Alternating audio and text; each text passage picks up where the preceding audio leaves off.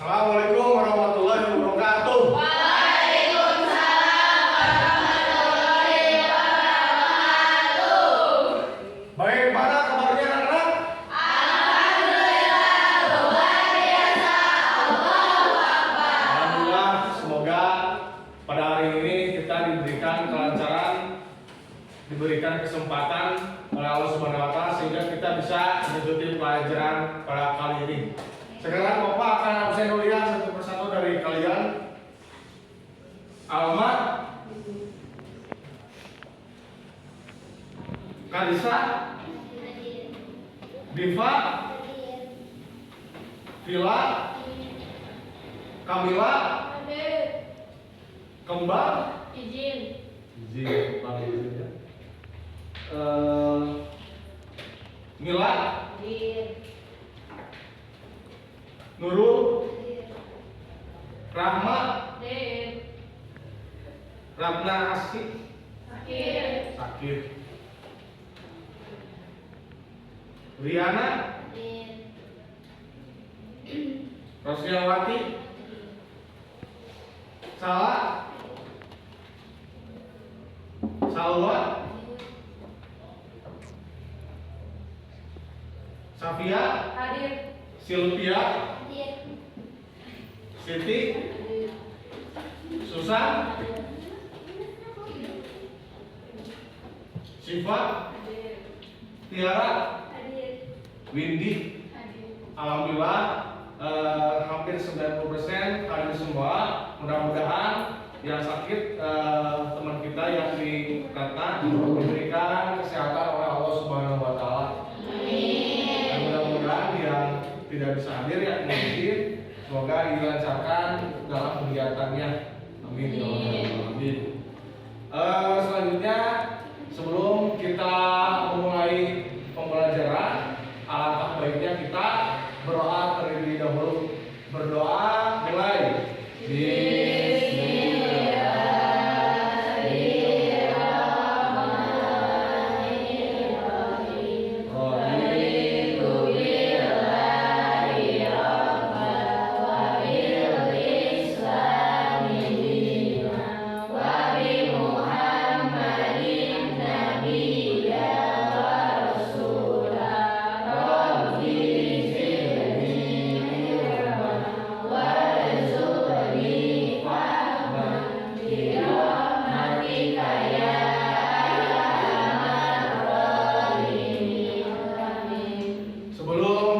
Dilanjutkan dengan kegiatan belajar, alangkah baiknya kita mempersiapkan diri dulu bangku masing-masing. Silakan dicek.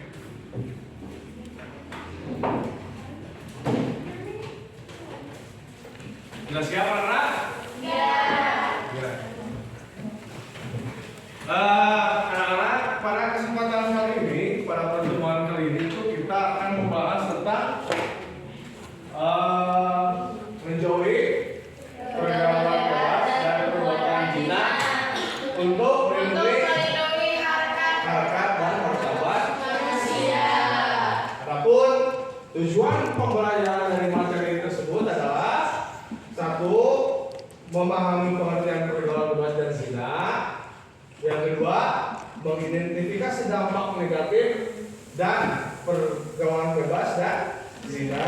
Tiga, mengaplikasikan cara-cara menghindari pergaulan bebas dan zina dalam kehidupan sehari-hari. Selanjutnya, sebelum ke materi, coba kalian amati foto yang ada di depan. Apakah ada kaitannya dengan judul tersebut atau tidak? Coba. Ada tidak? Ada. Coba satu kali lagi ya. Sekarang amati video yang ada di depan. Amati apakah video tersebut ada kaitannya dengan judul yang kita akan bahas. Tahukah Anda, otot Coba merupakan bagian tubuh yang paling penting bagi manusia? Sekarang angkat tangan Anda dan letakkan pada dahi. Tepat di situ ada bagian otak yang paling istimewa. Bagian itu disebut prefrontal cortex atau disingkat PFC. Menurut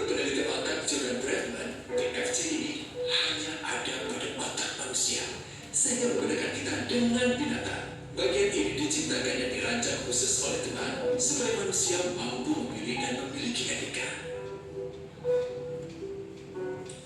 PFC berfungsi seperti pemimpin. Ia bertanggung jawab untuk berkonsentrasi, memahami benar dan salah, mengendalikan diri, menunda kepuasan, berpikir kritis, dan merencanakan masa depan. PFC adalah pusat pertimbangan dan pengambilan keputusan. PFC inilah yang membentuk kepribadian dan perilaku sosial. Sayangnya, PFC adalah bagian otak yang paling mudah mengalami kerusakan. Jika PFC rusak, maka kepribadian orang bisa berubah. Rusaknya PFC bisa disebabkan oleh benturan fisik, bisa juga oleh zat kimia seperti narkotika, psikotropika, dan zat adiktif atau nafsa. Dan ternyata penyebab paling merusak juga pornografi yang disebut narkolewa, narkotika lewat mata. Bagaimana pornografi mempengaruhi otak dan pikiran kita? Adi, remaja 12 tahun, melihat gambar di TV yang menjurus ke porno. Awalnya, ia merasa kaget dan jijik. Ini karena sistem limbik di otak Adi menjadi aktif. Sistem limbik mengatur emosi juga keinginan makan, minum, dan berhubungan seksual. Sistem limbik ini kemudian mengaktifkan zat kimia otak bernama dopamin. Dopamin memberi rasa senang, penasaran, sekaligus kecanduan. Zat ini juga aktif jika orang mengkonsumsi nafsa. Oleh karena itu, sifat candu pornografi sama dengan sifat candu nafsa. Otak akan mengingat apa yang membuat Adi senang dan bagaimana ia memperolehnya.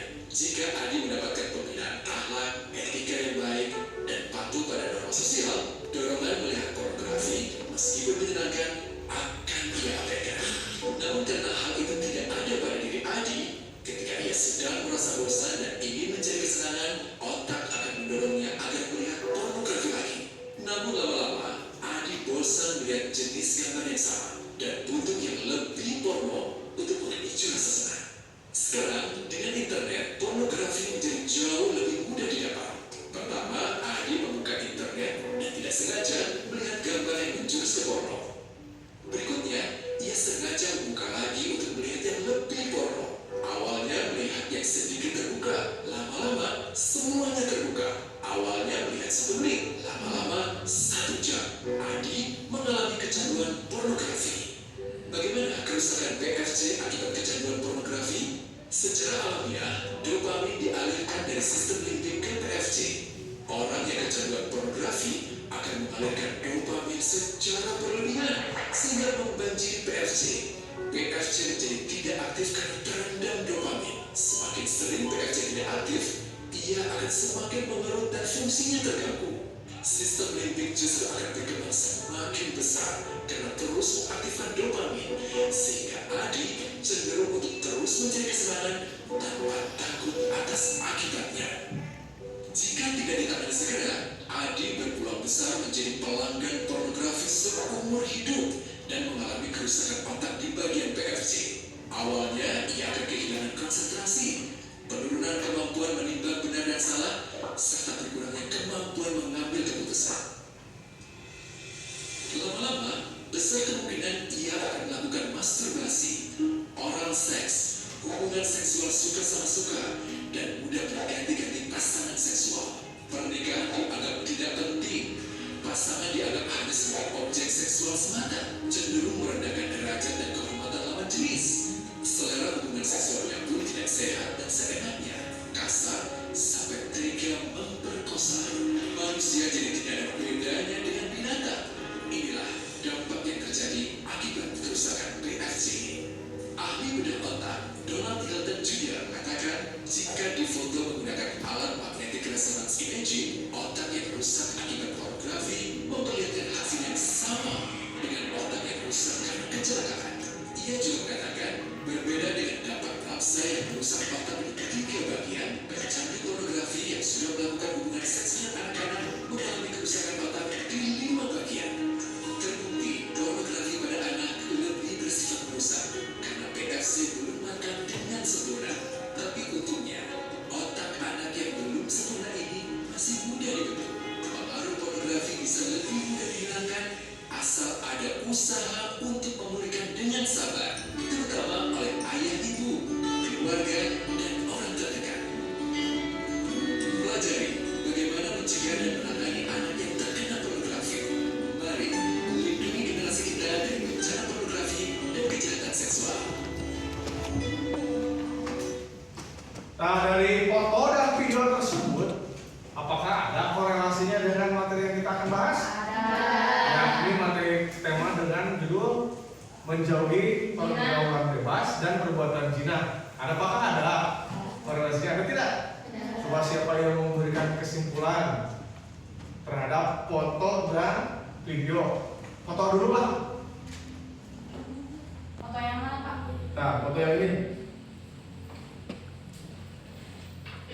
Ada beberapa foto ya. Ini yang merah Bayi. janin. Terus ini bayi, pembuangan bayi. Terus ini adalah tindakan preventif ya, dan ceramah tentang pergaulan bebas dan zina. Apakah ada? Kalau diberikan kesimpulan bahwasanya foto tersebut dampak dari pergaulan bebas dan zina itu sangat berbahaya, gitu ya, bagi diri sendiri maupun lingkungan sekitar. Yakni banyak sekali orang-orang yang melakukan hubungan seks di luar nikah dan bayinya itu dibuang karena merasa malu.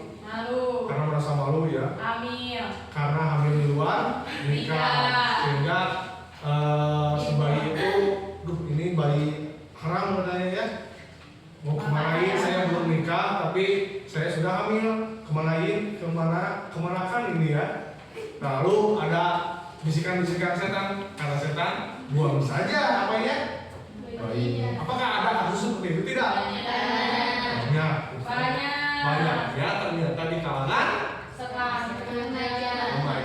remaja kelas 3, kelas 2, Kelas 1 pun ada gitu kan, malah kelas 9. itu akibat dari pergaulan bebas yang mengakibatkan perbuatan zina. Maka diberikan pemahaman bahwasanya pergaulan bebas dan zina itu merupakan tindakan terlarang oleh dalam agama Islam. Artinya melakukan sesuatu itu adalah dosa besar. Dosa besar nih. Makanya kita itu harus memilih teman yang baik. Adapun dari video tersebut, yakni film porno, ya, bisa merusak otak, bisa merusak otak kita sehingga melakukan hal-hal yang dilarang oleh agama, gitu ya, seperti yang dikatakan tadi, gitu kan. Sehingga ada beberapa macam pernikahan tidak penting, gitu kan ya, karena dia itu hanya melakukan nafsunya saja dan sebagainya. Paham? Sekarang kita akan masuk kepada materi. Definisi pergaulan bebas dan zina. Definisi itu adalah pengertian, ya. Adapun pergaulan bebas adalah segala bentuk hubungan sosial di luar batas kewajaran, baik melalui kata-kata, sentuhan maupun aktivitas. Hal ini melanggar norma-norma agama, sosial dan budaya yang berlaku di masyarakat. Pergaulan bebas, ya. Pergaulan bebas aktivitas sosial, kan?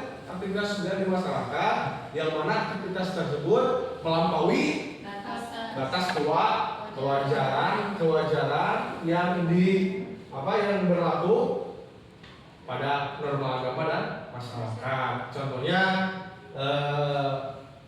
bersentuhan antara lawan jenis, gitu kan ya. Bersentuhan dengan lawan jenis dengan didasari karena nafsu. Adapun zina, ini mah mendekati zina, terus yang ini mah sudah melakukan perbuatan zina. Adapun zina itu adalah hubungan seksual seksual yang dilakukan oleh dua orang yang mana dia itu belum menikah gitu kan ya. Dalam belum menikahnya belum ada ikatan dalam pernikahan yang sah. Berlaku ini dianggap melanggar aturan agama dan hukum di Indonesia. Zina dapat terjadi antara laki-laki dan perempuan yang belum atau tidak dalam ikatan pernikahan. Jadi ini pergaulan bebas dan ini adalah zina. Dapat dipahami anak-anak? Adapun dalil ya atau dasar dalil larangan pergaulan bebas dan zina ada dalam surat Al-Isra ayat 32. Kelihatan nggak? A'udzubillahi minasyaitonir rajim. Bismillahirrahmanirrahim. Wala taqrabuz zina innahu kana fahisyatan wa sa'a sabila. Di dalam Quran surat Al-Isra ayat berapa? 32 ditegaskan bahwasanya kita itu oleh Allahnya jangan mendekati zina. Sesungguhnya zina itu adalah perbuatan keji dan dalam yang buruk. Dalam yang terburuk, gitu ya. Mendekatinya jangan, apalagi zina. Mendekati zinanya termasuk dosa, apalagi melakukannya dosa besar, gitu ya. Apa saja yang melakukan zina itu? Pacaran. Ya bisa dilihat dari slide-nya. Coba di sini ada contoh dari pergaulan bebas dan zina. Ya. Ada pacaran berlebihan, ada Selingkuh. ada prostitusi, ada PL, gitu ya. Pacaran berlebihan, pacaran ada juga yang berlebihan, ada yang tidak berlebihan, gitu ya. Tapi pacaran itu identik dengan berlebihan yang maksudnya pada dasarnya juga pada kenyataannya. Adapun pacaran yang berlebihan itu bagaimana sih Pak?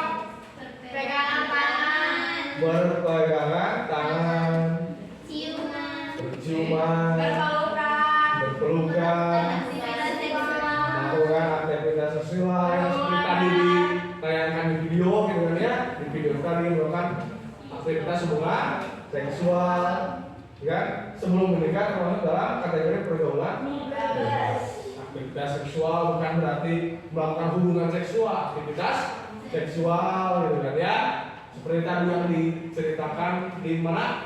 Di video. Yang kedua, selingkuh. Apa ya sih pengertian dari selingkuh itu? Menjalin hubungan asmara dalam di luar ikatan pernikahan dengan orang lain, juga termasuk dalam perbuatan zina. Selingkuh juga termasuk perbuatan zina. Prostitusi, prostitusi yang marak terjadi pada sekarang, gitu ya. Kegiatan apa itu prostitusi itu apa sih?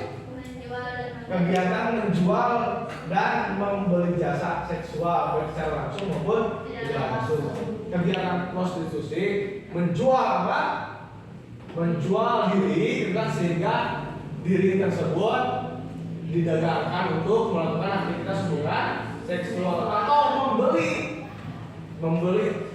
yang menjual diri termasuk kan ya. Yang menjual diri, yang membeli orang yang menjual dirinya itu termasuk dalam kategori perbuatan zina. Yang keempat apa? Apa itu pelajaran online? Mencari menawarkan diri, gitu ya. Mencari dalam mencari atau menawarkan diri melalui aplikasi atau melalui WA, termasuknya status saya itu apa? Dijual saya, gitu kan ya. Seperti itu kan, atau di dalam WeChat, gitu kan, dan sebagainya, gitu kan. Atau membeli atau mencari seorang perempuan atau laki-laki mungkin ya tidak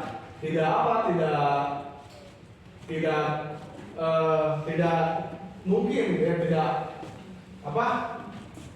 tidak menutup kemungkinan seorang perempuan juga bisa mencari jasa lelaki gitu kan ya untuk melakukan hubungan seksual. Itu termasuk perbuatan zina. Dapat dipahami?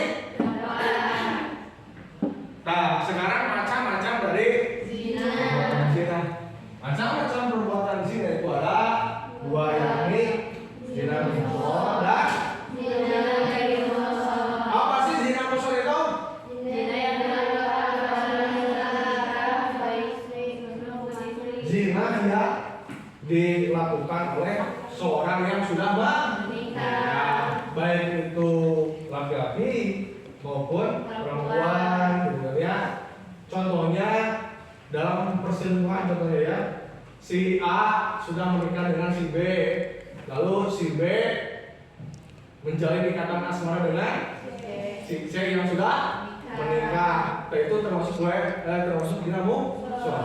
Atau si A menikah dengan si B, si A melakukan perselingkuhan dengan si C itu belum menikah, termasuk itu juga si A termasuk zina muhsan. Adapun zina muhsan itu adalah hukumannya dirajam atau hukuman mati. Hukuman dirajam itu dikubur sampai apa?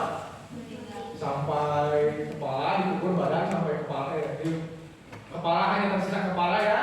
Terus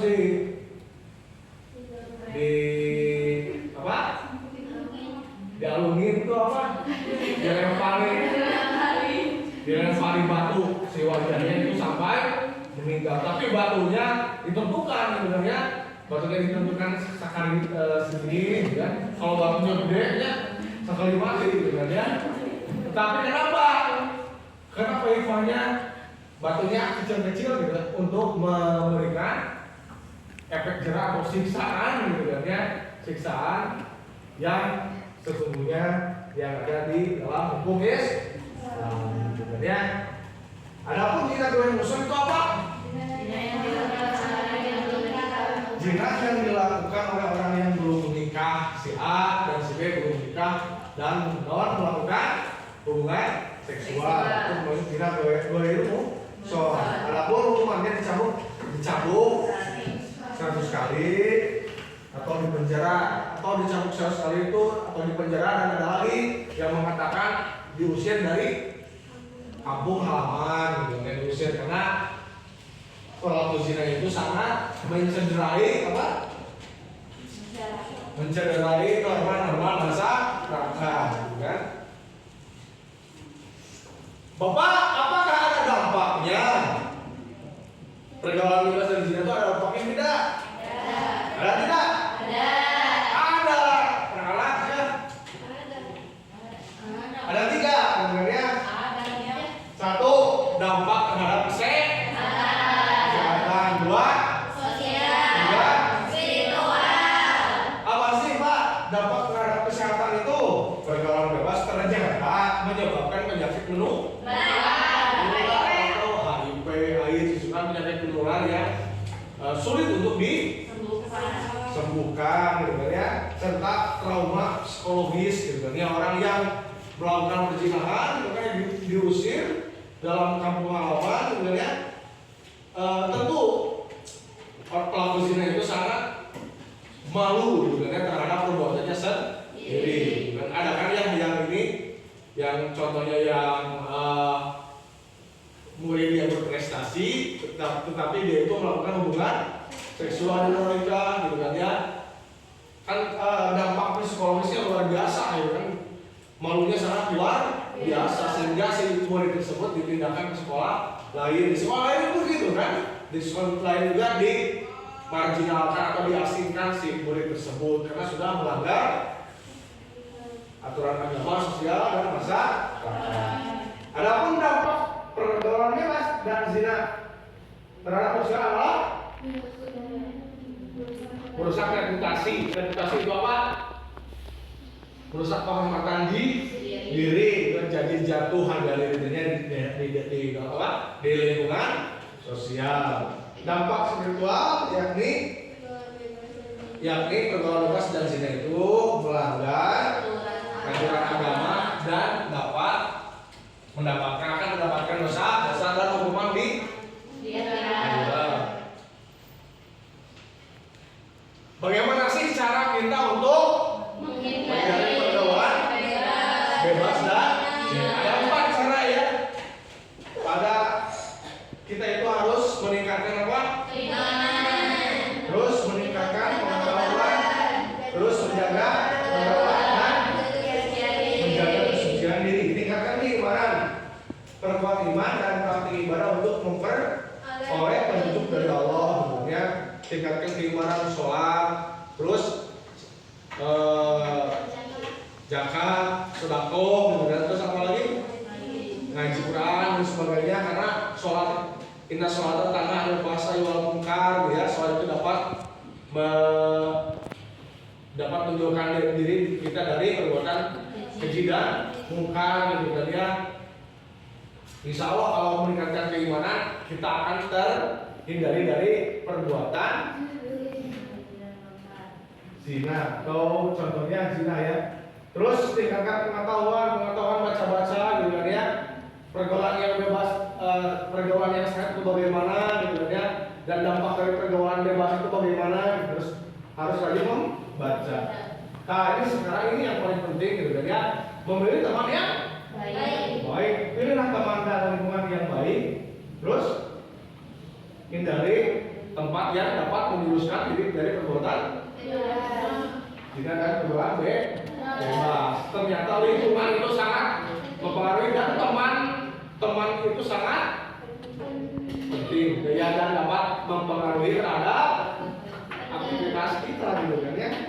Yang keempat, menjaga kesucian diri, hormati dan jaga kesucian diri dengan menjauhi segala bentuk perilaku yang dapat mengarahkan kepada perbuatan apa? Nah,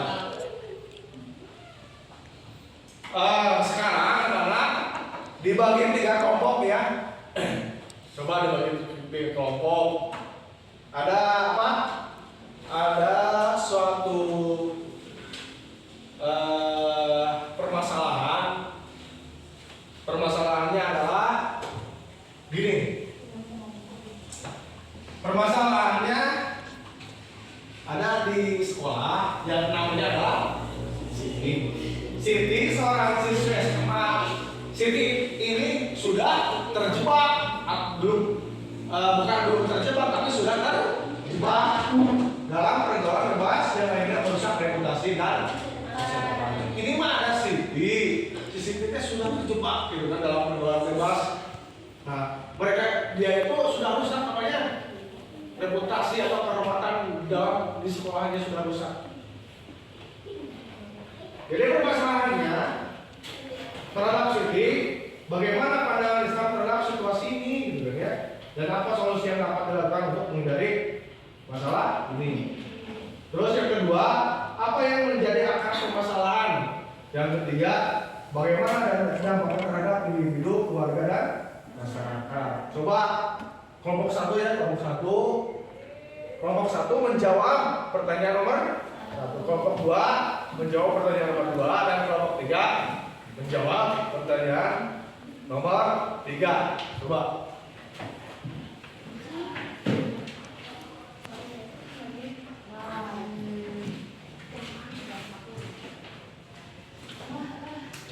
Dikasih waktu 10 menit. 10 menit.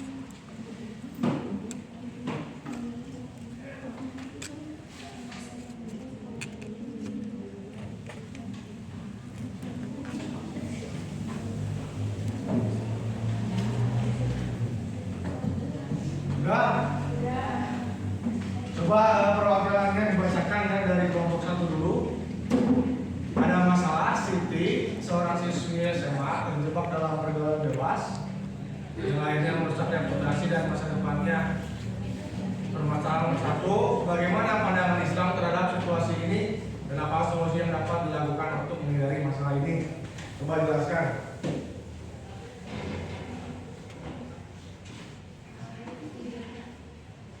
Di sana. Pertanyaannya, bagaimana pandangan Islam terhadap situasi ini dan apa solusi yang dapat dilakukan untuk menghindari masalah ini? Dalam Islam, pergaulan bebas yang berujung pada rusaknya reputasi dan masa depan seseorang adalah sesuatu yang sangat disayangkan. Namun, Islam juga mengajarkan bahwa setiap orang memiliki kesempatan untuk bertaubat dan memperbaiki diri. Solusinya yaitu yang pertama, mendekatkan diri kepada Allah, yang kedua, membangun kesadaran dan kontrol diri, dan yang ketiga, memilih lingkungan pertemanan yang baik. Ya, bagus, tepuk tangan. Bagus, ya, jawaban dari kelompok 1. Silakan sekarang kelompok 2 berdiri. Apa sih yang menjadi akar permasalahannya? Assalamualaikum warahmatullahi wabarakatuh. Waalaikumsalam warahmatullahi wabarakatuh. Apa yang menjadi akar permasalahan? Ada beberapa faktor yang menyebabkan Siti terjebak dalam pergaulan bebas, yaitu diantaranya 1. Faktor internal, contohnya kurangnya kesadaran diri. Yang kedua, kurangnya kontrol diri. Yang ketiga, kurangnya pengetahuan tentang risiko. Yang kedua, faktor eksternal, yaitu pengaruh teman, kurangnya pengaruh orang tua, dan kurangnya dukungan sosial. Yang ketiga, faktor psikologis, contohnya kurangnya kepercayaan diri, kurangnya kemampuan mengelola stres. Yang ketiga, kurangnya tujuan hidup yang jelas. Ya, Bagus, selamatkan. Sekarang terakhir, bagaimana dampaknya terhadap individu, keluarga, dan masyarakat? Silakan. Assalamualaikum warahmatullahi wabarakatuh. Waalaikumsalam. Ada dampaknya terhadap individu, keluarga, dan masyarakat. Yang pertama ada dampak terhadap individu. Ada beberapa. Yang pertama, kerusakan reputasi pribadi. Yang kedua, gangguan akademis. Yang ketiga, risiko kesehatan fisik dan mental. Yang keempat, kerusakan masa depan. Yang kedua, ada dampak terhadap keluarga. Yang pertama, stres emosional. Yang kedua, kehilangan kepercayaan. Yang ketiga, dampak finansial. Dan yang ketiga, ada dampak terhadap masyarakat. Yang pertama, meningkatkannya masalah sosial. Yang kedua, menurunnya kualitas generasi penerus. Dan yang terakhir adalah stigma sosial. Bagus, tepuk tangan. Terima kasih atas jawabannya, sangat bagus ya. Dan kesimpulan dari materi ini adalah materi menjauhi pergaulan bebas dan perbuatan zina adalah 1. Pergaulan bebas dan zina itu adalah bisa merusak reputasi atau martabat manusia. Ya. Yang kedua, Islam menjaga martabat manusia. Islam itu ajaran Islam menekankan pentingnya menjaga kehormatan diri, keluarga, dan masyarakat dalam menjauhi perilaku maksiat. Allah melarang dan perbuatan zina karena konsekuensinya yang sangat merusak tidak hanya bagi pelaku tapi juga bagi masyarakat. Yang ketiga, pencegahan melalui pendekatan agama dan nilai-nilai positif. Yang keempat, tanggung jawab bersama. Yang kelima, hidup sesuai ajaran agama Islam. Dengan menjauhi pergaulan bebas dan zina, individu dapat menjaga kesucian jiwa, kehormatan, serta meraih kedudukan yang dicintai, berkah dan penuh ketaatan kepada Allah Subhanahu wa Ta'ala. Alhamdulillah, pada kesempatan kali ini pelajaran PAI pada materi menjauhi pergaulan bebas dan zina untuk melindungi harkat martabat dan manusia telah selesai. Insya Allah pertemuan selanjutnya pada materi yang akan kita bahas selanjutnya. Terima kasih pada pertemuan kali ini, dicukupkan sekian. Mari kita tutup bersama-sama dengan membaca doa.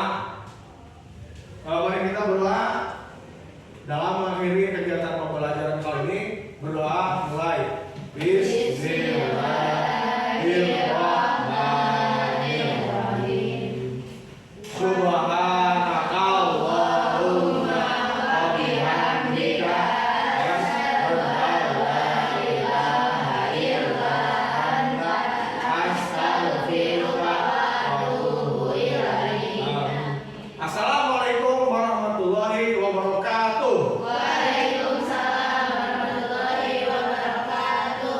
Ya, cukup.